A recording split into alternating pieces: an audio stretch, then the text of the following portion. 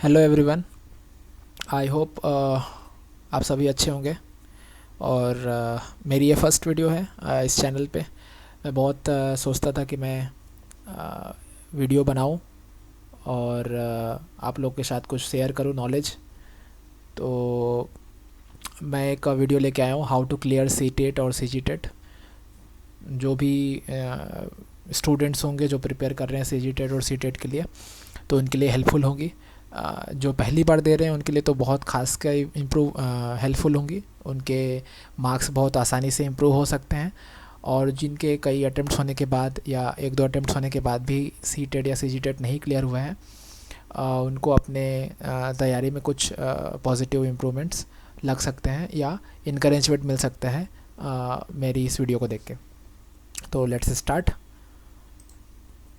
तो आपको पता ही है कि जो सी टेट है वो हर 6 मंथ्स में मतलब सी टेट एग्ज़ाम, जो टेट एग्ज़ाम है वो करवाती है। और जो स्टेट वाली टेट होती है वो डिपेंड ऑन स्टेट गवर्नमेंट कि वो 2 साल में निकालती है कि 1 साल में निकालती है कि 3 साल में निकालती है। हमारे जो नए लर्नर्स हैं या जो एस्पिरेंट्स हैं जो चाहते हैं कि वो अपना सी टेट क्लियर करे या स्टेट टेट क्लियर करे, तो सभी को पता होगी या कई लोगों को नहीं भी पता होगी।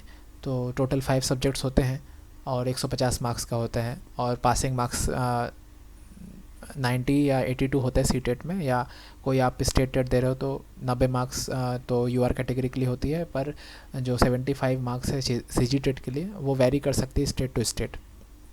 तो ये बेसिक जानकारी है। इसके बाद मैंने ये जो अपना छोटा सा प्रेजेंटेशन है उसको 5 पार्ट में तोड़ा है, 5 स्टेप में तोड़ा है। तो सबसे पहले हमें क्या करना चाहिए, हमें अपना सिलेबस निकालना चाहिए। चाहे आप स्टेट टेट का एग्ज़ाम दे रहे हो या सी टेट का एग्ज़ाम दे रहे हो, आपके पास अपना सिलेबस हार्ड कॉपी होनी चाहिए, सॉफ्ट कॉपी नहीं। हर चीज़ मोबाइल या ऑनलाइन या प्रिंट पे नहीं रखना चाहिए, सॉफ्ट नहीं रखना चाहिए, हार्ड कॉपी ले लो। हार्ड कॉपी से अपना सिलेबस निकाल लो।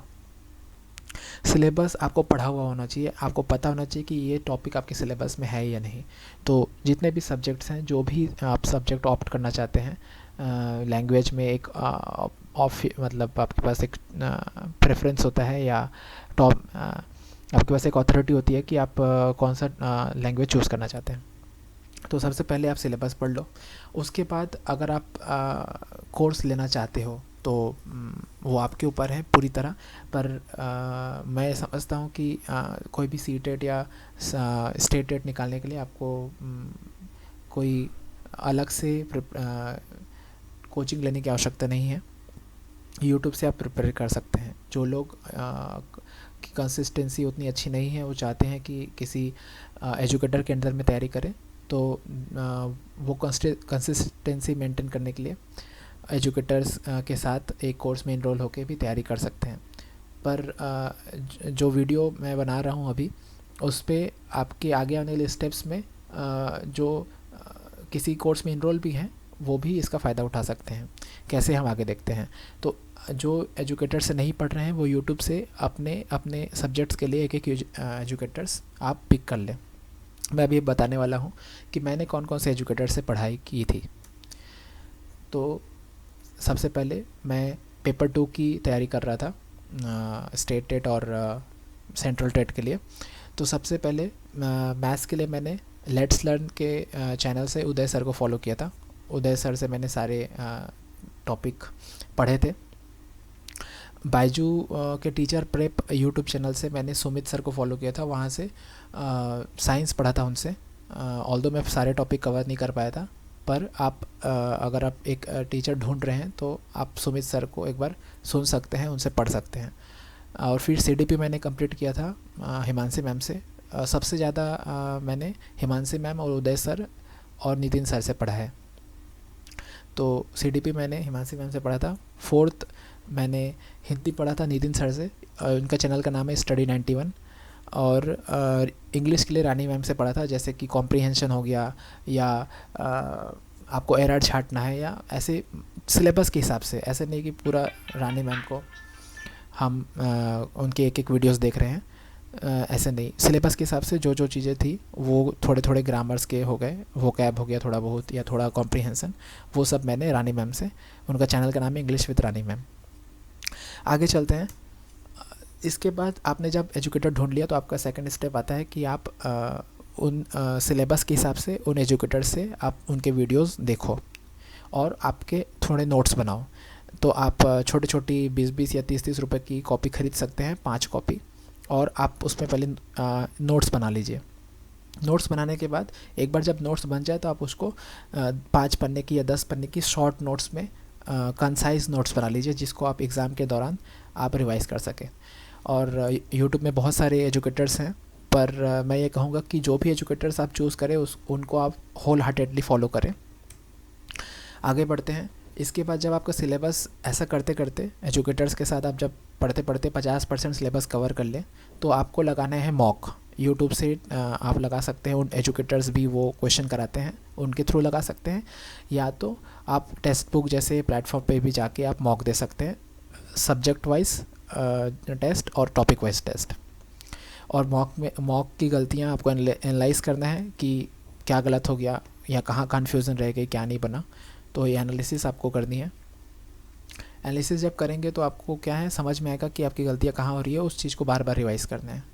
फोर्थ स्टेप आता है कि जैसे आपके 50% से लेके 75% आप सिलेबस कवर कर चुके हैं, तो इसके बाद क्या करना है कि आपको, अगर आप सी-टेट की तैयारी कर रहे हैं तो सी-टेट के पिछले लेटेस्ट 4 पेपर, और अगर आप स्टेट टेट की प्रिपरेशन कर रहे हैं तो उसके पिछले लेटेस्ट 4 पेपर उठा लेने हैं, OMR प्रिंट करा के रख लेनी है। और 75% सिलेबस कवर होने के बाद 2.5 घंटे जैसे आप रियल टाइम एग्ज़ाम जब देंगे तो जिस प्रकार की आपकी अवस्था होगी वैसी ही अवस्था बना के घड़ी में 2.5 घंटे आप डाल के और OMR और हार्ड कॉपी पेपर्स के साथ आपको पेपर देने हैं। उसके बाद आपको ये टारगेट करना है कि आपके जो मार्क्स आने चाहिए, 90 सोच रहे हैं तो आप 105 110 का ट्राई कीजिए। अगर आप 82 सोच रहे हैं तो 100 का टारगेट कीजिए, और कोशिश कीजिए कि आप घर में बैठ के जब पेपर लगाएं तो आपके 100 मार्क्स आए, और उनके आंसर के से आप उसको मैच कराइए कि आपके कितने मार्क्स आ रहे हैं। अगर आपको पता पड़े कि हाँ मेरे मार्क्स कुछ कम रह गए हैं, तो जिस सेक्शन से आपके मार्क्स कटे हैं उस सेक्शन को जाके रिवाइज़ कीजिए, उनके क्वेश्चन ज़्यादा से ज़्यादा प्रैक्टिस कीजिए। और जब सिलेबस कंप्लीट हो जाए तो आपको बार बार क्या करना है, जब आप जो आपके नोट्स बनाए गए थे उन नोट्स को कंसाइज कर लेना है, उसी नोट्स को बार बार रिवाइज़ करना है, और आपको मॉक देने हैं। मॉक आप हार्ड कॉपी से दे सकते हैं या टेक्स्ट बुक जैसे प्लेटफॉर्म में बहुत सारे पुराने मॉक पड़े हुए हैं जो कि लास्ट टाइम 15-20 दिन के लिए बहुत इंपॉर्टेंट हो जाएंगे, कि आप ज़्यादा से ज़्यादा टेक्स्ट बुक के मॉक दें या फिर ऑफलाइन आप घर पे बैठ के दें, क्योंकि एग्ज़ाम ऑफलाइन होते हैं, इसलिए अगर आप घर पे बैठ के मॉक देंगे तो ज़्यादा अच्छा रहेगा बजाय कि किसी कंप्यूटर बेस्ड मॉक देने से, क्योंकि एग्ज़ाम जो होते हैं वो कि आपके ऑफलाइन होते हैं। तो टारगेट आप करेंगे 100 मार्क्स, तो चाहे आप किसी भी कैटेगरी से हो आपके लिए अच्छा रहेगा। और आप बड़े टारगेट भी रख सकते हैं, मैं एक मीडियम टारगेट रखा हूँ 100 मार्क्स। आप चाहे तो 120 भी रख सकते हैं, 140 भी रख सकते हैं, 130 भी रख सकते हैं। It totally depend on you कि आप कितने मार्क्स गेन करना चाहते हैं या आप क्या चाहते हैं। तो wish you all the very best. इतना ही था। अगर आपको इससे हेल्प मिलती है इन मेरे इस वीडियो से तो मुझे बहुत खुशी होगी। आप कुछ कमेंट रहे तो आप कमेंट सेक्शन में कमेंट कर सकते हैं। Thank you everyone.